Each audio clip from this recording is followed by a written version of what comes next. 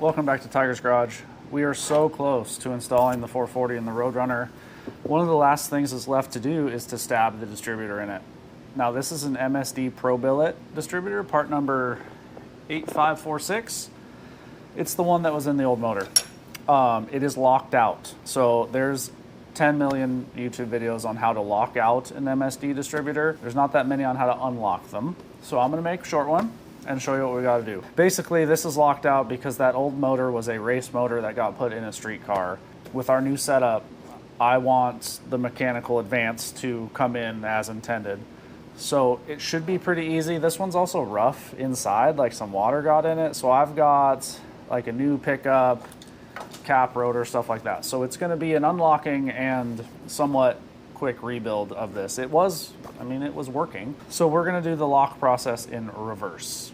The first step is to knock this little roll pin out so we can slide the shaft up and spin it 180 degrees and then put it all back together. Got this clamped in the vise, pretty secure. This has obviously been apart once because somebody locked it. So I'm hoping my this pin comes out without too much heartache.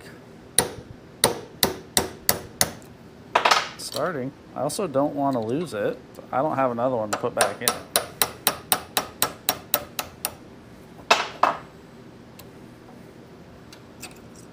Okay, pin's out. Now, you push this up. All right, so it's hard to see, but there's a little nut right here, 11/32. What we need to do is take that off, and then we're gonna pull this top part out and give it a spin 180, and then put it back together. If you're doing this to an kind of unknown distributor, or one that you didn't lock out, like me, you're gonna need to buy the weights and the springs and the stop bushings and all the stuff that you take out when you lock one of these out. So I got that nut off. Now you can see you can pull this center part up or push the bottom down. There's a hole here where this post just was. That is for the lockout. What we wanna do is give this a 180 and leave it like that. You see how this allows advance now? What we need to do is there's what's called a stop bushing and some other hardware that go under here that hold this together, and then we can slide everything back down and put a roll pin. So I got a bushing and spring kit from Summit for an MSD. It comes with all the bushings and springs and even another lock nut that would come with this distributor from the factory. Now, the different color bushings, you guys know this, but the different color bushings mean different things. The bushing is what stops the advance. So if you put the smallest bushing in, those arms can travel farther and you'll get 28 degrees of advance when you're fully advanced. We're gonna run the biggest bushing we can, which is the black one, which should give us about 18. We're going to do that because I wanna run as much initial as I can, and I wanna end up, I'm assuming probably 34 to 36 all in. So let's say I got 15 initial in it plus 18, that's 33. We're gonna be in the neighborhood, and we can get more total by dialing in more initial. So we are gonna grab the black one and a washer and probably a new nut since we have it, and we're gonna put that on the end of the post. Okay, so it's a little tough to see. I'll pull this out, push it out. The bushing goes here, but it has to go there inside of this because this is the throw that you're gonna have. Now we gotta grab our tiny little wrench and snug this up. So with that bushing in place, if this was in, you can see that it limits the travel. That is supposed to be approximately 18 crankshaft degrees. Obviously, if this was smaller, this would move farther and you would get more degrees. We don't want that. I mean, honestly, that's it. That's how you unlock one of these. Now, if you look in here, we got some other issues that we're gonna address. I'll tell you what they are. First thing, I have a new magnetic pickup because this one is terrible looking. I don't have a new reluctor, which is this star-shaped piece. It is what sends the signal, basically, to the magnetic pickup. It's what the magnet's picking up. Let's say that. I also don't have weights. There's weights up here that fling out, and that's what pulls the advance in and out. Weights are in the mail. I do have a pickup right now, so we're gonna spin this, pull this out, and drop a new one of those in. Okay, as you can see, this pickup doesn't look that good. It's got little Allens from the underside. I'm thinking with the hood scoop that's on the car, this must have ingested some water somehow. I don't really know. I didn't expect to be working on this, if I'm honest. I thought we'd just stab it in. I pulled the cap off to have a look, realized it was locked out, and realized that it needed a little more attention. Luckily, MSD sells the parts, so I don't have to buy a brand new distributor, although I've never had one of these apart. It's got wiring coming through this little grommet, which I think I need to reuse. We need to save that. And then, if you can see in here, there's like some, glue's the wrong word, but like siliconage that's kind of holding this in there. So we're gonna have to pry on that and get it out. And I assume the recommendation is to re-silicone.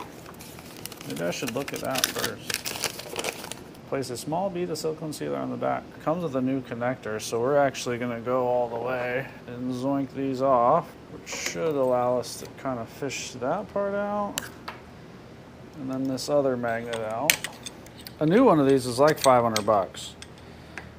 And I probably have, I don't know, new cap, rotor, pickup, weights, all the stuff to unlock it. I probably have another 100 into it, so we're still money ahead. Just a little bit of time.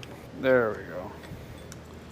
Broke her loose. Prep for the new one. I think we're gonna go ahead, get the wires in place and kind of just do a test fit before we goop any silicone on anything. I believe this little grommet I could put in after. So that goes there. We'll look at the other magnet.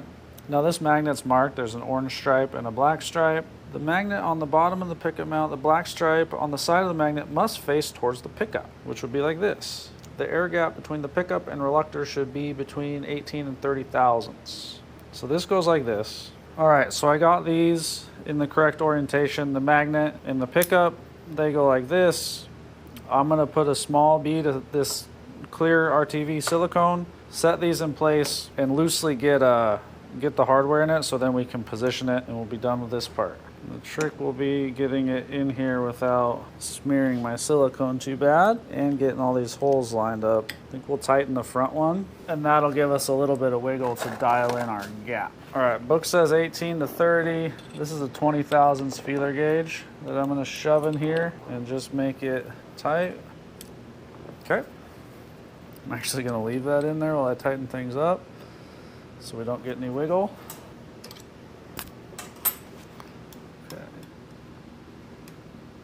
Not touching, but it is touching a 20 thou gauge, so that'll be fine. Okay, so here's where we're at. We have the ability for advance. We've got a brand new magnetic pickup, which is somewhere in the neighborhood of 10 million times better than this one that looks like it's been wet.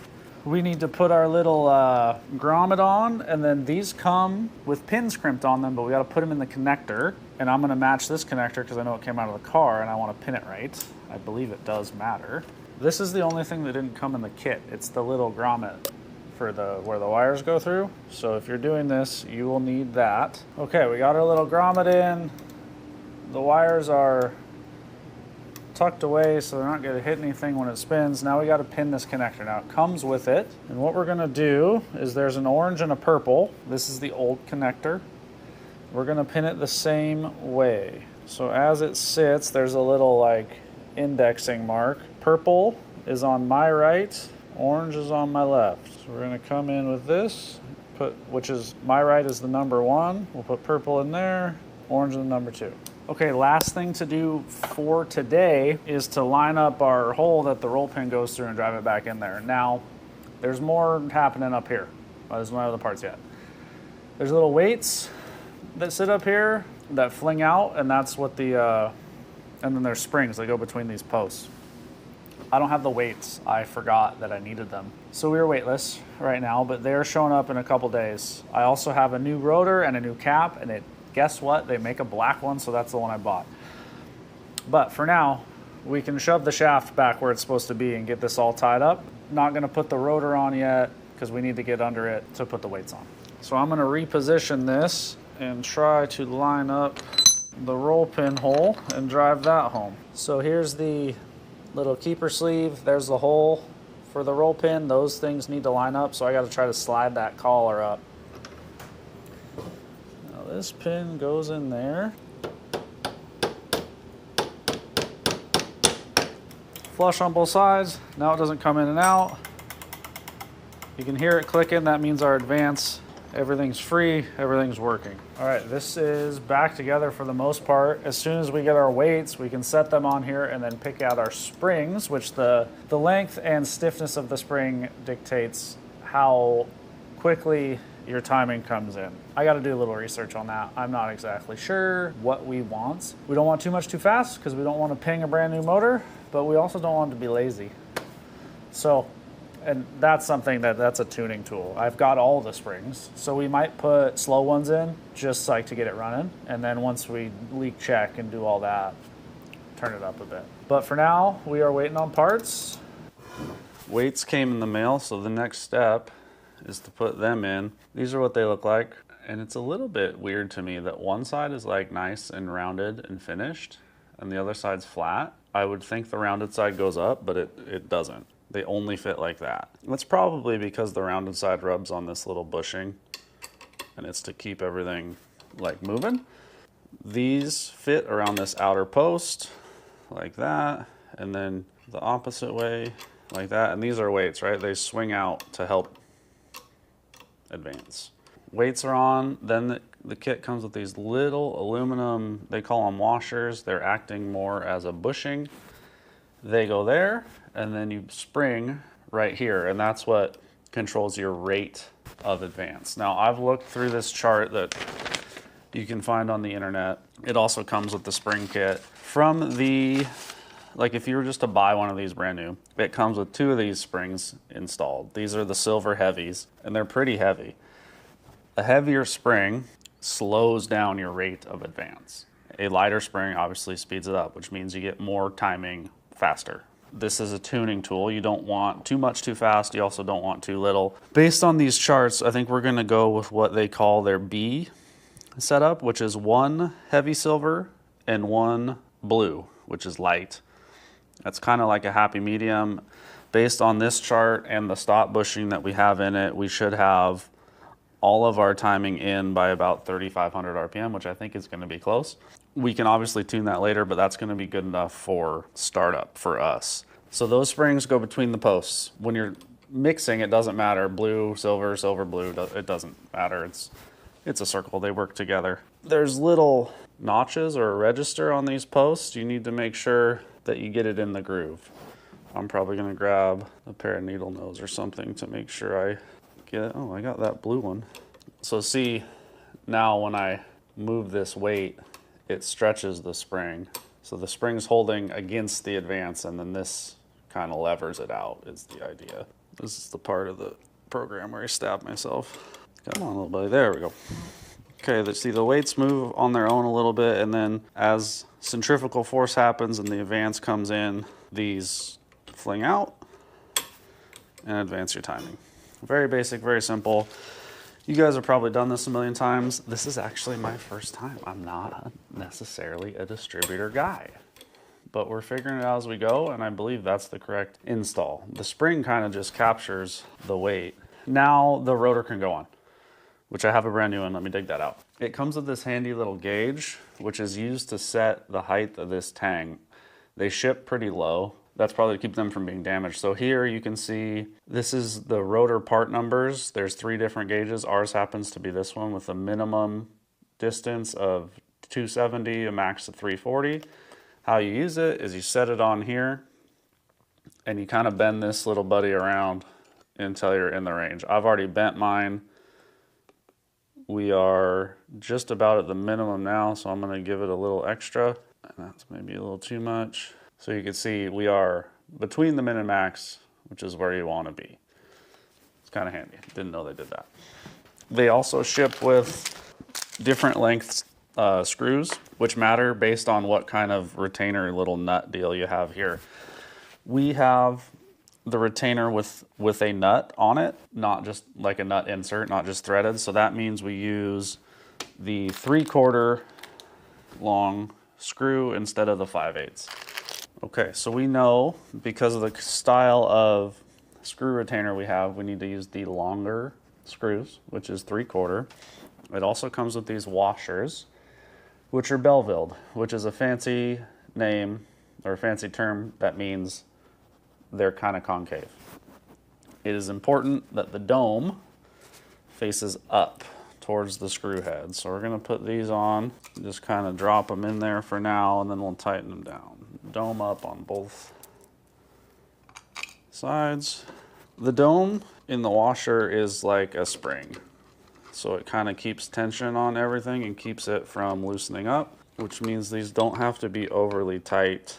You just want to compress that washer a touch, and then the spring action of it keeps the load on the threads. Rotor's on. Things are looking good. Now for my favorite part of this rebuild is the cap. Now, you can see it is black. I love that. I don't know if I've said it here before or not. I'm not really a red guy. Whenever possible, I avoid red parts. It's just not my favorite color. Black is cool. They sell both a black and a red cap for these distributors, so I obviously bought the black one. This is gonna set like that. Then when the wires come in, we're gonna have this action here and it's gonna look cool. What we are going to do now is not put this on because we gotta put it in the car in lineup number 1, and we gotta do that. Cap has to come off and on a whole bunch. So we're gonna leave that out, but we do have a brand new cap, brand new rotor, brand new pickup, springs, weights. This should effectively be a brand new distributor that is now no longer locked out. So that is going to do it for our quick video on how to quickly rebuild and unlock an MSD Pro Billet Distributor. Hopefully that helps. Like I said, there's lots of information on how to lock them when that happens. Parts like the weights, springs, and all that stuff normally gets thrown away. Hopefully this video shows that that stuff is available through Summit or Jags or anywhere. Pretty reasonable, and it's not that hard to undo that instead of spending 500 bucks on a brand new distributor. Next time you see this, it is going to be hanging out the front of the 440, and we're hopefully going to be putting it into a car, specifically our 1969 Plymouth Roadrunner.